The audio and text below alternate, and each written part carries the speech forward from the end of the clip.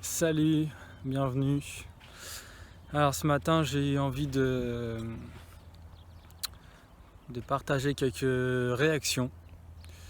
Des réactions à propos du fait de sortir de sa zone de confort. Je vais peut-être me stabiliser comme ça, ouais. Ouais, sortir de sa zone de confort. Je vois ça quasiment partout depuis longtemps. Et hier soir en fait, durant une balade, j'ai vraiment senti cette espèce de cette colère qui montait en moi, ce ras-le-bol en fait. Et j'avais fait un podcast qui est parti tellement en cacahuète que je me suis dit je vais faire une vidéo et je vais le faire avec quelques notes au cas où je perds le fil, ce qui m'arrive très souvent, j'ai une tendance à me perdre dans les détails. Du coup, avant tout, qu'est-ce que c'est que la zone de confort? Rien que ça, déjà pour moi, c'est pas si évident. Je vais quand même tenter de répondre à cette question. Pour moi, la zone de confort, c'est une zone connue où on se sent en sécurité. Et là où ça me fait déjà tiquer, c'est que dans mon cas, ce que je pourrais considérer comme étant ma zone de confort, c'est pas forcément une zone très confortable. En même temps, quasiment toute ma vie a été inconfortable. Donc déjà, ça me fait un peu réagir. Alors, je peux vraiment entendre le fait qu'il y ait des personnes qui me disent qu'ils se sentent dans une zone connue, se sentent en sécurité et ils se sentent confortables. Mon petit doigt me dit que si on creuse, dans beaucoup de cas, on verra que c'est pas si confortable que ça. Justement, je vais me prendre comme exemple. J'ai passé une très grande partie de ma vie dans un état de survie. Et c'était ma zone de confort. C'est une zone de confort, c'est un peu mal choisi du coup le nom. C'est une zone connue. C'est une zone connue où je me sens en sécurité parce que j'exagère, mais en gros, si j'ai passé ma vie sur un champ de bataille à ramper et tout ça. Je sais ce que c'est, je connais ça. T'as des gars au tournant qui débarquent avec des armes. Je connais cet état de survie, cette adrénaline, ce sens du danger, les sens qui sont aiguisés et tu es prêt à te battre, à faire avec ce que tu as pour augmenter tes chances de survie. Et voilà, ce genre de truc, c'est quand même pas très confortable. C'est confortable dans le sens où c'est connu et on se sent un peu comme chez soi, même si tu douilles. Et l'endroit où c'est pas confortable, physiologiquement parlant, c'est un peu merdique. Donc voilà. Donc quelqu'un qui a tout le temps été dans un état de survie, sortir de sa zone de confort, ça peut être commencer à vivre. Commencer à se rendre compte à se rendre compte autour de soi que par exemple, alors j'ai pas fait la guerre, hein, c'est un exemple, que autour de soi tout semble aller plutôt bien, personne n'a envie de tuer personne et que le prix à payer juste pour être, pour préserver son intégrité, le prix à payer n'est pas si élevé que ça. Et ça peut être flippant en fait, ça peut être flippant de se rendre compte que plein de choses en fait sont gratuites, par exemple. Et à l'inverse, une personne qui a tout le temps été, qui a rarement connu cet état de survie, qui s'est rarement senti en danger, se mettre légèrement en danger dans une situation, de se rendre compte que son intégrité physique n'est pas forcément si évidente que ça. Il y a certaines situations où comment dire, en fait flipper en fait. J'ai un peu de mal avec cet autre côté justement, je suis moins confort avec, mais voilà, une personne qui s'est toujours senti en sécurité physiquement, voilà, et qui dans certaines circonstances se rend compte que ce n'est pas si que des fois il faut se battre pour. Voilà, ça peut être sortir de sa zone de confort. Après, c'est toute une histoire de dosage. Et ce papier est fantastique. Et du coup, j'en viens à je commence à venir petit à petit à ce qui me fait réagir. Bon, déjà, je réagissais sur le fait de, c'est pas si clair que ça pour moi la définition. Et j'allais dire on entend de plus en plus parler, mais en fait je pense pas qu'on entende de plus en plus parler. Je pense qu'on est au maximum. Je vois pas comment on peut en parler encore plus que ça sur les réseaux sociaux, en vidéo, écrit partout, même des affiches. Ce slogan de passer à l'action, comme c'est c'est envoyé en masse à tout le monde, je pose la question, est-ce que c'est adapté? Si c'est un slogan du genre où on balance à tout le monde, prenez soin de vous, soyez à l'écoute de vos besoins et quand c'est possible, essayez d'être inclusif dans ce que vous faites et voyez, bon, même si c'est balancé à la masse, je pense que les risques sont beaucoup plus faibles. Là, c'est comment dire, c'est dire aux personnes, il faut sortir de sa zone de confort, passe à l'action, allez, on arrête de réfléchir, on y va, go, go, go. Il y a plein de personnes à qui ça conviendrait pas, à mon avis. Et justement, est-ce que c'est adapté? Est-ce qu'il n'y a pas un prix à payer en fait? Oui, certaines personnes ont besoin d'un petit coup de pied au cul, mais et encore, ce sera eux-mêmes d'en juger quelque part. Ça, je pense que ça peut être pertinent en tête-à-tête en fait. Vraiment quelque chose de personnalisé en tête-à-tête, et à ce moment-là, ce serait un peu comme un parent qui dit, si c'est un coach, un thérapeute ou que sais-je, ce serait un peu comme un parent qui rassure un enfant et qui lui dit c'est bon, maintenant c'est le moment d'y aller. Et il y a un côté un peu rassurant dans cette phrase. Ça raconte l'histoire que ce que tu connais c'est bon, c'est acquis, et fais un pas de plus pour t'apercevoir que en dehors de ce que tu connais, il y a aussi d'autres choses qui peuvent te nourrir, par exemple. Mais à l'échelle collective comme ça, de balancer en masse, je sais pas, moi ça me saoule en fait. Je me sens un peu, je trouve ça agressant et c'est ouais, je sais pas, ça me casse les couilles. J'essaie de revenir à quelque chose d'un peu plus oui, bon voilà. Putain, mais sans ce papier, je pourrais pas quoi. Ça me fait sourire. Ce que je repensais hier, c'est vraiment con que je l'ai effacé. J'aurais dû le garder ce podcast. C'était assez comique.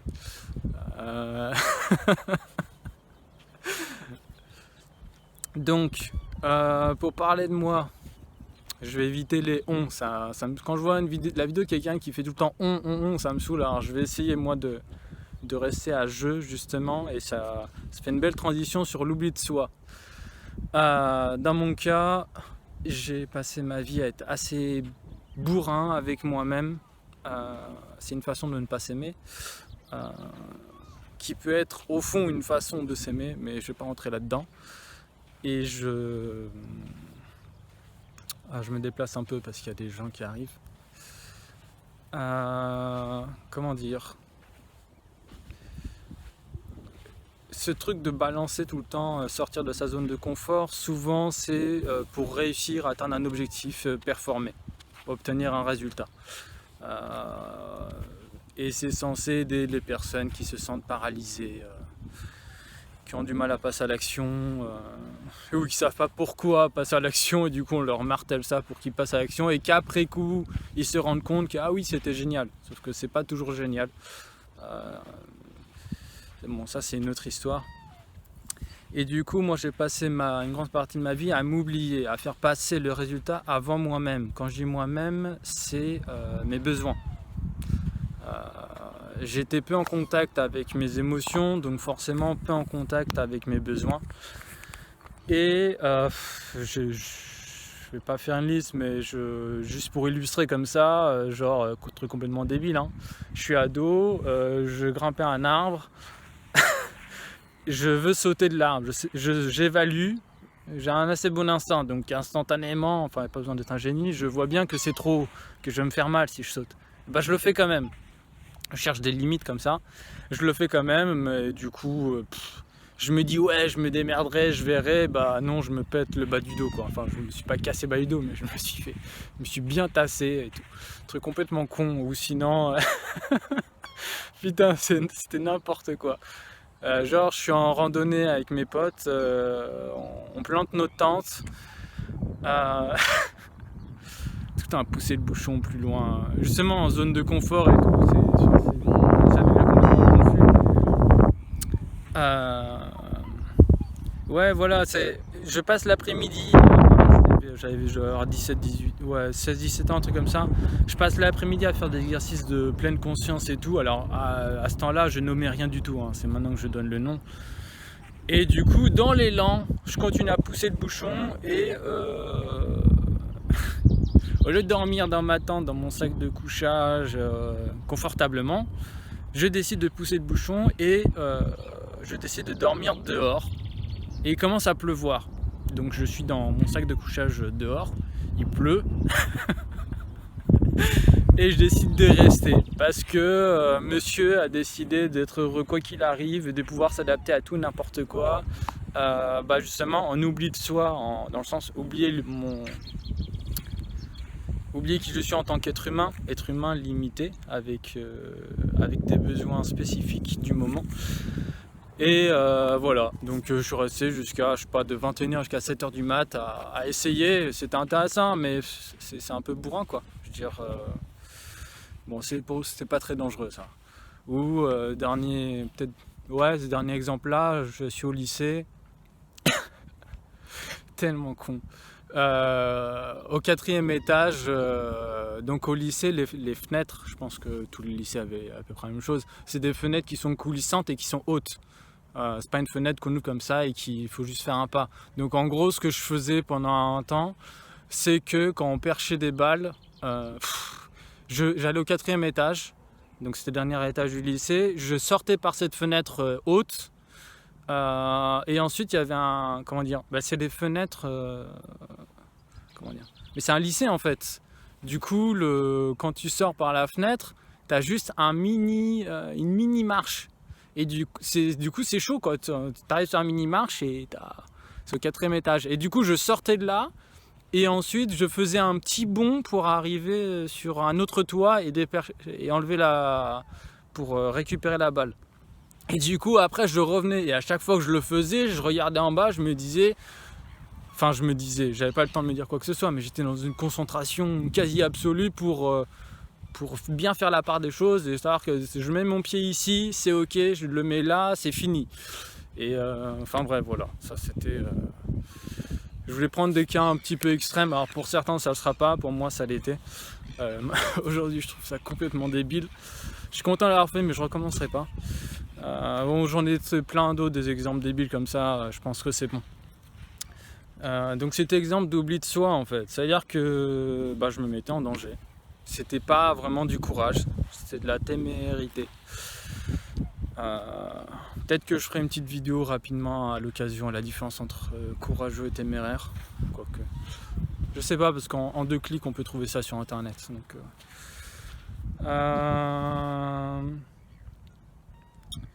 ouais, bon. Finalement, moi j'invite plutôt à la prudence. Parce que tout ce qui nous est balancé comme ça, essentiellement sur internet, c'est pas personnalisé et tout le monde n'est pas forcément facilement en contact avec ses sentiments, ses besoins, sa propre vision personnelle des choses. Du coup voilà, je pensais que j'allais m'énerver plus que ça finalement, je pense que je me suis déchargé hier, je me sens moins en réaction.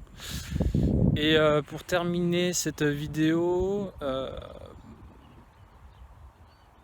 pour ma part j'ai envie de partager une piste. Elle est toute simple, après il fallait y penser. Moi perso, si on m'avait pas invité à expérimenter ça, on m'avait pas un petit peu accompagné, je sais pas si je l'aurais fait en fait, si j'aurais mis du temps en fait à le faire. C'est se sentir, prendre le temps de respirer, de se sentir, de se poser plus dans l'être. Alors si on est en train de faire quelque chose, on a un sentiment de faire, pris dans des obligations, on met tout ça de côté quelques secondes, quelques minutes, on se pose, on respire, on se sent. Alors ça peut être une sensation, ça peut être une expérience très agréable de ressourcement, ça peut être aussi très désagréable parce que c'est parfois à ces moments-là que plein de choses qu'on avait foutues dans le placard remontent. En fait, ça dépend de plein de circonstances, du contexte, de là où on se trouve, avec qui et tout ça. Mais bref, se poser dans l'être, cesser de faire, juste se sentir son corps, accueillir ses émotions s'il y en a, mais bon, c'est pas, comment dire, il y a une suite en fait, hein, c'est pas juste un exercice d'auto-empathie ou de méditation et tout ça. Juste se poser dans l'être et commencer à aller vers cette chose qu'on pourrait appeler sortir de sa zone de confort, commencer à prendre le petit risque en question, mais le plus possible en pleine conscience. Et alors, moi j'ai fait du systéma autrefois, du coup je dirais respirer, et en fait aller vers cette chose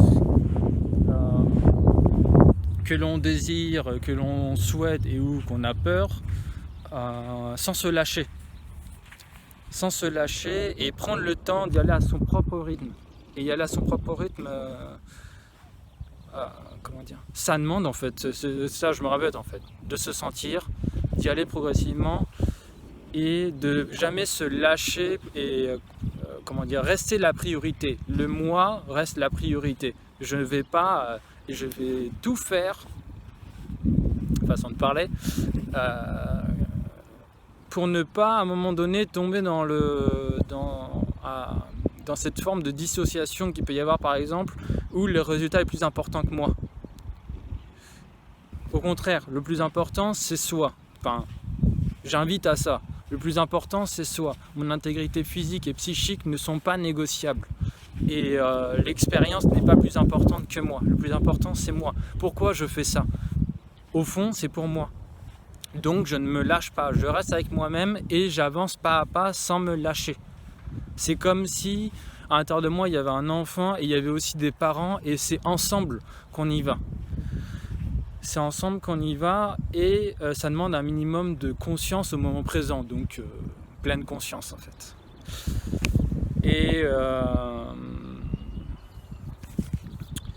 Et voilà. Par exemple, là, en fait, je vais terminer avec ça. Vous voyez ce lac? Bon, là, il est 9h du mat. Il y a 1 heure, je suis allé me baigner dedans. C'était putain de froid. Genre, ça me brûlait la peau, quoi. Les autres jours, c'était un peu plus tranquille, mais c'est parce que j'y allais plus tard. Là, c'était vraiment froid. Et justement,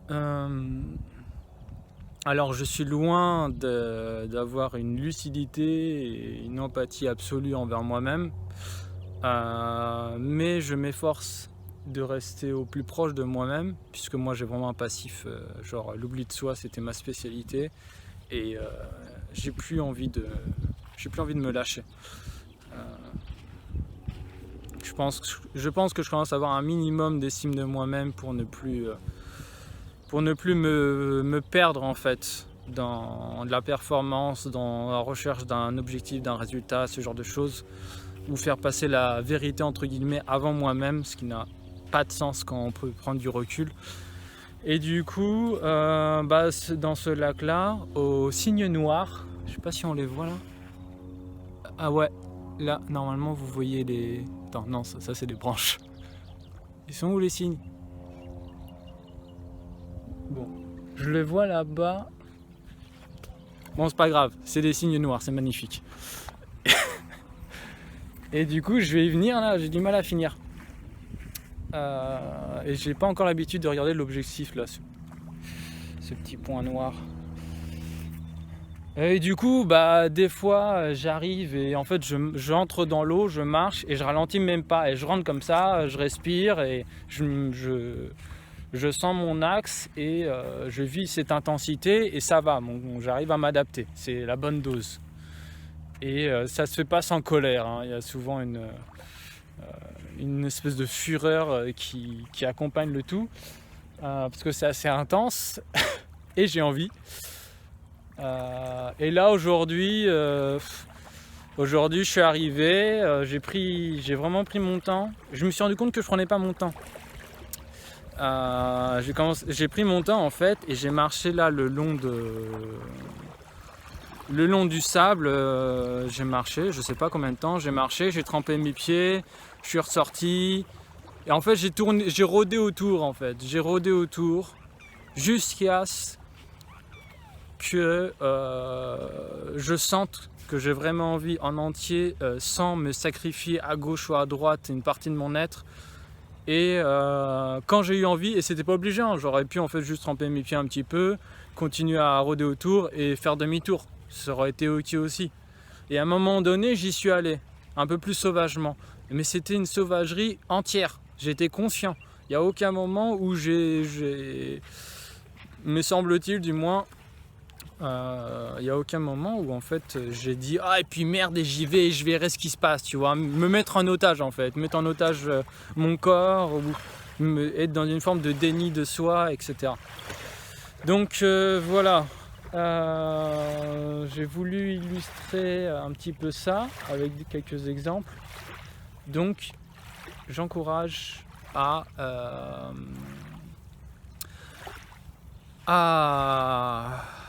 prendre le temps de se sentir, d'y aller progressivement, de ne pas se lâcher, parce que le prix à payer peut être très élevé. Alors dans le fond, j'ai envie de dire ce sera jamais vain, puisqu'on apprend quand on survit à l'expérience, mais quand même, il y a un endroit où je dis c'est pas vain, et un autre endroit où je me dis à quoi bon se blesser. Donc j'encourage à se sentir, y aller progressivement, ne pas se lâcher et vivre ses émotions. Vivre ses émotions, c'est j'y vais, si j'ai peur, je reste en contact avec ma peur. Je ressens ma peur, j'y vais progressivement, mais je reste avec ma peur parce que c'est une émotion importante, ça me renseigne sur un tas de choses. Et cette peur, c'est en étant vécu que je peux en être libéré, détaché, entre guillemets en fait, l'apprivoiser. Alors que si j'y vais en mode tu ressens de la peur, t'es paralysé, t'as même des signes physiques et tu te dis ah et puis merde je m'en fous et tu vas comme un bourrin en mode téméraire. Comment dire, des fois c'est comme jouer au loto, c'est prendre des risques inconsidérés et c'est être coupé de soi durant l'action, ça peut être vraiment dangereux. Je sais pas si vous voyez ce que je veux dire. Je vais quand même m'arrêter là parce que je voulais faire une vidéo plus courte que ce que je vois là, je vois que ça fait 23 minutes. Quoi qu'il en soit, ça m'intéresserait beaucoup d'avoir vos avis en commentaire parce que c'est pas le genre de conversation que j'ai avec mes proches. En fait, ça vient pas sur le tapis, c'est tout simplement on n'en parle jamais tous et du coup, je suis doublement curieux de savoir comment les autres perçoivent ça.